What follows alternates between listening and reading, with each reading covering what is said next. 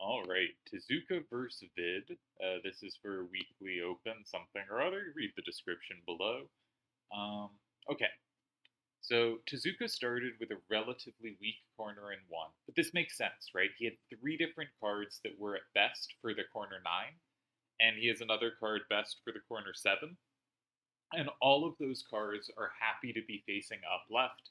And like 8629 is obviously a much more powerful card than 8558 without A's to target. I will note all rules are in effect, including same wall, but same wall will not be relevant because no one drew a rare. Um, and 8738 tends to be significantly better than 8558 as well. So a logical starter in one. Vid, who has a hand of a lot of verticals and horizontals. I don't have a heuristic of like, if your hand is highly vertical horizontal, where should that move you to be more likely to play? But he goes in 9, which is clearly a creative idea saying you have only one card that is any numbers down. This is essentially safe to your hand except for 8691, and I can combo that from 3. Now, Tezuka's probably moved at this point. He must have. Tezuka blocks 3. I was thinking, do you have a setup in 5? And if you don't, is there a case for just blocking 3? The downside of blocking 3, though, and I think we're probably just going to see Vid win this game, is Vid's going to go in 6 and lock in that card in 9. And then, unless your 6927 can really hit hard, it's really important that Tezuka's moving 3. And, I'm not blaming Tezuka if he loses this game. He had no down power. But a neat thing he did was he made sure he had a capture in 2 with 8629 that wasn't 6927. So he can keep that 6927 to hopefully hit at some other point. So if Vid goes in 6, let's say 6288, probably a card that's not going to have super use now that it can't plus wall that 8. I think the question is, does Tezuka play 8629 and 2? Does he play 6927 and 5? Or can he do something more off the beaten path? That seems incredibly unlikely, though. Maybe there's some way to play in that scenario off the fact that Vid has weak left. Maybe you could play something like 8691 and 4 and say your 4937 is your only card with captures, and that's really clunky. But it's really hard for me to imagine Vid doesn't have some way to take advantage of that scenario. It seems very natural to me for Vid to go 6, but that doesn't mean there aren't other possibilities here. Given that Vid does not have the recapture in 8, though, I'm not sure. You'd need a lot to draw yourself away from going at 6. Now, there is the choice of which card to put there. I think you definitely want a number higher than 6 facing out, right? You want it to be 6288 or 4937 because you do not want to give your opponent extra ways to capture. That means they are less dependent on 6927 as their only useful card and may be able to find uses for their other cards, which you certainly want to avoid. Unless you've done some very specific calculation that I am not doing. So I think you're on 6288 or 4937. My first instinct was 6288 because that seems like it has less power for the rest of the game. But neither of them really. I guess it does matter to have the 9 to the right. I was thinking there could be versions of playing out this game where the 9 to the right actually makes no difference, and the 8 down makes a big difference over the 3 down. Like if your opponent doesn't block 2, then you want to play 6288 and 2 maybe instead of 4937. Denying options like 8691, capturing it with a 9 facing out, that kind of thing. But I expect to see Vid go in 6 here. On the other hand, Vid has never ever played more than a move or 2 in a row that are what I expected. So for all we know, he's about to go in like 5 or 7 or 4 or something. But those are, to me, illogical moves. But then again, Vid is, of course, a very strong player that does not play in the ways I tend to find logical. which is good. Like we want there to be styles and different ways of playing. I think the real question is Tezuka lost after 6 or does he have a tie? If there's some clear path that ties and Vid has seen it, then I can understand looking for other options. Um, but I think my instinct would be, okay, these look dangerous. Spend a little while trying to pick which one I think is slightly preferable, and then make that move and let my opponent figure it out. All right, we do see 6. And so the question is, one question is 6927 and 5 terrible? And I think the answer is just, I was going to say probably. It concedes, of course, a combo to 8682 in both 2 and 4. You do have the combo back in 4, but given that it concedes both 2 and 4, that seems pretty scary. But the opponent cannot waste that much time leaving those squares open. And you do have last turn. It is conceivable you survive there, but it seems very unpleasant. So I think the natural move to check is 8629 in 2. You make it 5-5, and you make it the other person's turn. If they go in 5 with 8395 or 8682, ooh, 8395 is annoying because 8691 combos it, which you don't want because 4937 combos back. You'd rather just flip it, have 4937 flip 1 back, and then you can take 4937 at the end with 6927. But 4937 can also combo 8691. Ugh. So that is deeply unpleasant. Yeah, I don't see how you survive there. Could you play 8691 in 2? Just accept you're down 6-4? I feel like that just also loses to 5. It may lose to other things, but they actually don't have to play any differently.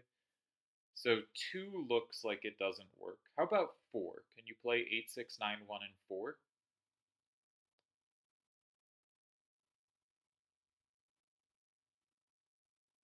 If they go 4937 and 5, you hold by playing with 6927 and 2. 8629 is good in that endgame. If not, the 5 is the most likely move. If they go in 2 and they want to capture, which they certainly don't have to do, but if they go in 2 and they want to capture,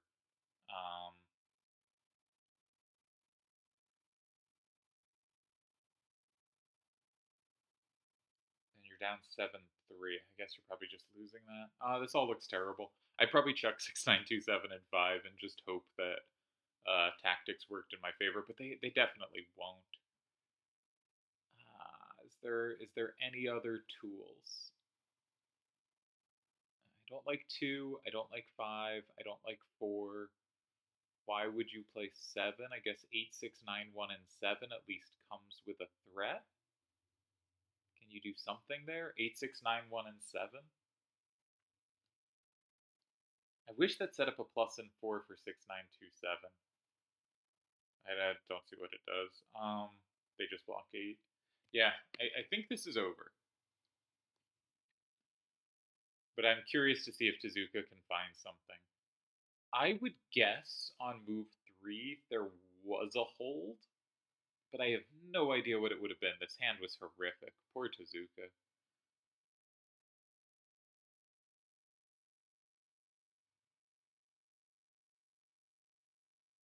Yeah, just so clunky.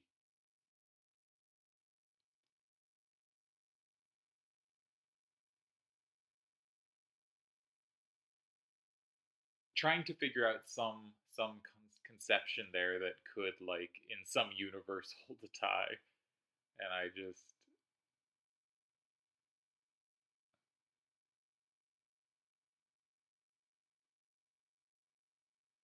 maybe all right, my official pick for a move 3 for Tezuka, and I do not like this move. I think it's just bad. All right, we'll pretend I didn't think that. No, my idea was 6927 and 4, just because Vid only had 2 captures in 2, and 6288 would then be covered by 8629 and 5, and 4937 in 2 would be covered by 8629 and 3. So you can just hold on to one card and cover both those squares. But I think the problem is Vid just goes 4937 and 7, and then he's locked in 4 and 7, and he's still like locked in 9. And just what are you doing? It looks horrible. So I came up with one concept. All right, Tezuka goes 2. I'm expecting 8, 3, 9, 5, and 5, though I admit I didn't calculate this all that carefully. But 8, 3, 9, 5, and 5 makes it 6, 4. If Tezuka plays either card in 8, he captures nothing, and Vid can play 8, 6, 8, 2, and 4, and neither of those 8s can possibly flip that. So Vid will win 7, 3. If Tezuka plays in 7, he cannot set up to flip that card in 5. There is 8, 6, 9, 1, and 7, which at least sets up a threat on the card in 9, but there's no threat in, or it's terrible play in a 4, so you just block the other way. And finally, there's going in 4. If you go 8, 6, 2, 9, and 4, you make it 5, 5. But I can just stick either card in 7 and I win. By I mean Vid. And finally, 8, 6, 9, 1, and 4 combos, right? So that's going to flip 8, 3, 9, 5 and 6, 9, 2, 7 back. But now when 4, 9, 3, 7 plus walls, it flips so many extra things. And you lose like 8, 2 maybe? Counting is hard. So I think 8, 3, 9, 5 and 5 is a win. But there's also, it's just very probable for there to be multiple wins here. Really, really tough position. Yeah, Vid goes for the straightforward line. Nice win for Vid. Nice way to attack Tezuka's weaknesses. Really bad hand for Tezuka. Might be kind of interesting to figure out, were there tools here that could have not like redeemed the hand. The hand was terrible, and it's not like when you see someone lose like a hand with a hand like this, you shouldn't go, "Wow, they screwed up." You should go, "Oh, horrible. I'm glad I'm not in their shoes." But it's also a time to think like, if I could find some tools there, those tools might be really useful, right? Figuring out how to save these bad hands, because if a bad hand can be saved with an idea, maybe a much better hand, using the same idea, like if it's good enough to hold for a bad hand, surely it's good enough to hold for a good hand. That kind of reasoning, and that doesn't always hold up, but it's when you see some clear idea with a bad hand, that can often be really useful and really something to go like, oh, even with the cards working together so poorly, this is a valid plan. Or you can conclude this is how to handle. It's not necessarily something you can carry over to better hands, because if you have like no down power, figuring out how to work with no down power and lots of power in other directions, other hands might not have that power in other directions, right? Because they have down power. So it's not that you can necessarily port the ideas over to other games, but you can consider them for when you are absolutely screwed by the god of randoms. And it's always an interesting idea. Like, Tezuka's move in 1 makes sense to me. So it's really move 3 I'm interested in. Was there anything move 3? Now, if move 1 was losing, maybe we should go back to move 1. But it's going to take the solver a little while to run. So the solver actually does say there was a tie. There were a few ties. We have 4 ties here, 24 losses. And like clearly very dangerous. But there is something I immediately notice about the 4 moves that are ties. One is they are all in different squares. So yeah, Vid does win. Nice win for Vid. We're going to flip over to the solver now. But this is interesting. If you take a position and you ask the solver, how many ties are there? And it says 4 ties out of 28 moves. That usually means like very high danger position, right? You have to find a pretty specific idea. But if all those moves are in the same square, it's usually not that hard to find. Like, there are lots of situations, this won't be an example, but like, there are lots of situations where someone flips your starter and there's only four ties, but it's like every move there. Or say there's only three ties here. I'm not actually checking, but it's easy to imagine a world where there are three ties here, but it's just any move in two that recaptures your card. And this means it is not, in fact, difficult to find because it's just the square you'd look, all the moves tie, and other squares, and let's say there's a fourth tie and it's like grabbing safety here, right? It's really easy to envision a world where all the ties are the only moves you consider, and there are very few ties, but they're all the moves you're going to consider. One of the things about this position is it's giving four ties in different squares, which says you have to find very specific ideas for each of them to get them to work, right? A specific idea is required for each of these moves. Vague play is not going to cut it. Finding the right square is not going to cut it. There's not some logical square that is clearly superior to other squares, and once you find that square, you just have to narrow down the moves. No, this is going to be a very difficult position. This is a four tie position, but it's probably just as difficult, if not more difficult, than like your average two tie position. This is a very hard spot to save in general. But something to note, all the ties, all four ties, are in side squares. They are not in the corners or in the center. Now, I think Tezuka did a logical thing. I've talked about this a lot. In positions that are complex, one of the ways to find more advanced and creative moves is to see, where do I want to go? I want to go 6. That would lock in 9, and that's the only capture I've got, but it's a capture that would lock in 9 if you couldn't combo. So I'm going to play 3 to block your combo and renew the threat in 6. The problem is, when Vid went in 6, there was no follow-up, right? It was just a really unpleasant position. Now, it's not to say it was easy to find anything more, but the solver is going to give us what we could have done instead. But like, Tezuka's reasoning here is high-level reasoning, right? It is that I am calculating lines, finding where the problems in the lines are, and making a move at the start that fixes problems later in the variations I'm looking at, right? This is a sign of high-level thinking. He also played a directionally valuable move, right? He kept putting stuff on the top, giving himself things he could take.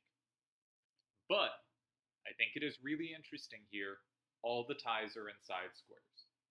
And something I think, I'm forgetting exactly. I think if you look at exactly myself and Akiyama, and we do it quite differently. We clearly pick pretty different moves. We very reliably play in sides in these opposite corner structures. Most other players vary it up a bit more. This might be evidence that we're doing something right, but I would also note Akiyama, at least for a run of like 6 months, was doing really poorly in opposite corner setups. He was doing great everywhere else, but like all his losses or games he got in trouble seemed to be in opposite corners. So this is not necessarily to say this is always the case, but it is interesting in this position.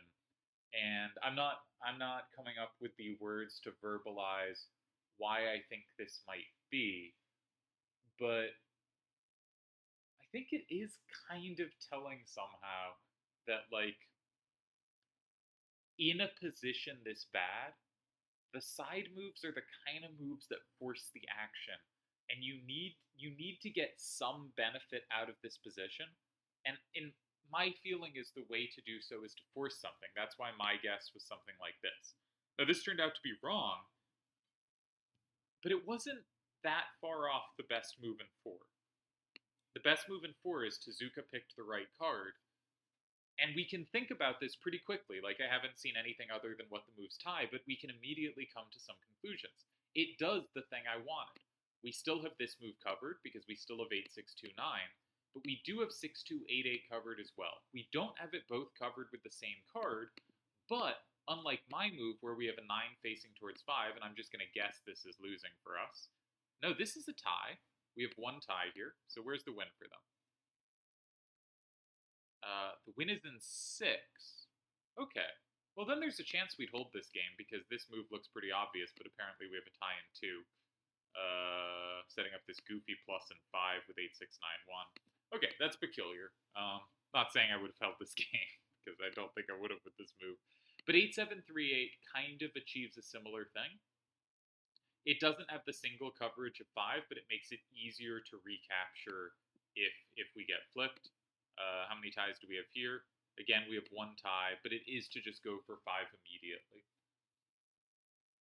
Interesting. So this is going to be very difficult, right? Nothing is leading to clear lines. But the idea of going in 4 and covering 2 is, if we get it exactly right and very specific, is sufficient to tie. So that's one way to tie this position. What is your second way to tie this position? It is to go here. Somewhat surprising to give up 8629, given we've seen how valuable it can be, but it was valuable when covering 2. So I didn't think about this one, but we can start thinking, like, this is covered, right? We have 8738. This is not covered. This is covered because we have 8691. We've seen that 2 and 9 gives a plus, a goofy plus. And this one is not covered. So to me, it is not like obvious why this move would work. Apparently we have 2 ties here, both to go in 5, but okay, 5's plausible here. I guess we've kept an up-down and a side-to-side sweeper, and either of the side-to-sides in 5 leaves us with a side-to-side sweeper and an up-down. Okay, this is a cue that makes some sense, right? This is something we can do looking at our hand. I know I said Vid's hand was the horizontal-vertical one, but we could also look at our hand here and be like, we have 1 up-down card, we have 2 side-to-side cards. If we get a cue, we might be able to line it up such that we have sufficient power for that endgame. I wonder if we should be following the same idea here. Yeah, so 5 again holds, have to pick the right card for 5, and 7 also holds this time. So interesting way of heading for a cue. I would find that really hard to evaluate at distance. So that's idea to tie number 2. Let's go 2 more ideas to tie. All of these, of course, like, very, very difficult to find or pull off. Okay. Taking in 6 ties. Okay. So if we look at this, we can actually see a kind of clearly better version than the game, right? Because we have forced that the card in 6 has a 1 facing out instead of an 8, right? If we compare to the game, here we have 2 8s facing out. Here, we have 1 8 facing out and a 1 facing out. Sometimes walking into the combo just works. I remember if you look at the quarterfinals of the last big tournament, Triad Wars, I guess that's Cosmos was more recent, but the last like pure open major, Triad Wars, like traditional major. When Vid played Forky in one of the games, Vid played a corner, and Forky's way of taking it was immediately comboed to hell, and everyone immediately wrote that off. But the solver said that move tied. And sometimes walking into these combos gets the right numbers facing out. Now I assume the position is still like uncomfortable to tie. There's 3 ties here. One of them is in 4. Hard to find. We looked at 4 in the other line, but obviously 4 is tough. But playing 2, 6, 9, 2, 7, and 2 now holds. Why does this hold? If we follow out the same line as the game, we now see we can hold in 8. Because we can cover this 8 facing down. Sure.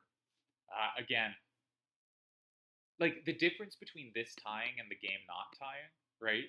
If we go back to the game, here, like we don't tie here because we cannot set it up by going in 8, that either of our cards covers an 8 facing down in 4. And so, phone, go away. So like the difference between these moves is, at least in part, there are a few other ways to tie, but in part is, you're playing in 3 or 6 and you're figuring out which card can take an 8 down from 6 at the end of the game. Like, this is just way out of the range of being able to find plausible endgames. But it does make sense on a heuristic level that this gives a 1 and an 8 facing out, and we have more tools to do something with that than we do in the game continuation, where there are these two 8s facing out. All right, so that's tie number 3. And our fourth and final tie is in 8. And it's to play 8, 6, 2, 9, and 8. And to just put out our highest facing numbers. They can attack it immediately. Do we have obvious tools against this? Not really. But we are actually winning here. We are actually winning here. They have the 8s facing down issue, or 8-7-3-8 is really good on the left, or 8-6-9-1 is good on the right. This is sort of one of those interesting things of like, and we saw it in 2 lines. We can never go in 6 because they combo back from 3. But if we can get into a Z, a Q, or a T, then we can make it so that we only ever play 6 after they've gone 3, or if they go 6, we get to go 3. And we've now seen multiple ties, or here actually a win, this time in the Z, and the other time, not that this was a forced win, like they didn't have to go 5, I was just wondering what happened if they did. But we've seen these lines where when you create these paired squares, you get to do something after. And 2 of the paths to getting decent results out of this horrible position were to set up a formation where they don't get to react to you. Because they've set up a problem, but you have first turn. Now, you can't just leave these 2 squares open, right? Because the way the board fills up, often, when we've looked at the board filling up in these lines, the only times it's worked out okay are when we hit a formation, when we had these 2 pairs of paired squares. If it doesn't pair up like that, then when someone plays somewhere else, one of these squares gets occupied. It's not going to come out quite how we need it. But if we want to make sure we're playing second in these 2 squares, the way to do it is to set up a formation. And we saw that with a Z, and in another line, what was the other line we looked at? I think it was this, where we had various Q options. I forget which card goes at 5, say this one. And where we could again force the 8-6-9-1 to land second. So what did we see here in these 4 ties? We saw some distant ways of angling at a formation that let us handle that 3-6 difficulty. We saw just going in 6 immediately, getting rid of that, but getting rid of it when we knew we could make it lower numbers facing out. And we saw going in 4, sort of playing a move that said, you don't have the capture because I have combos back. And I can somehow survive if you also go for like safety and 7 if I go 4. All right, interesting position. Very incredibly difficult to save. Like I wouldn't expect anyone to hold this position. But it's interesting to think about the moves that do hold the position and try to learn from them.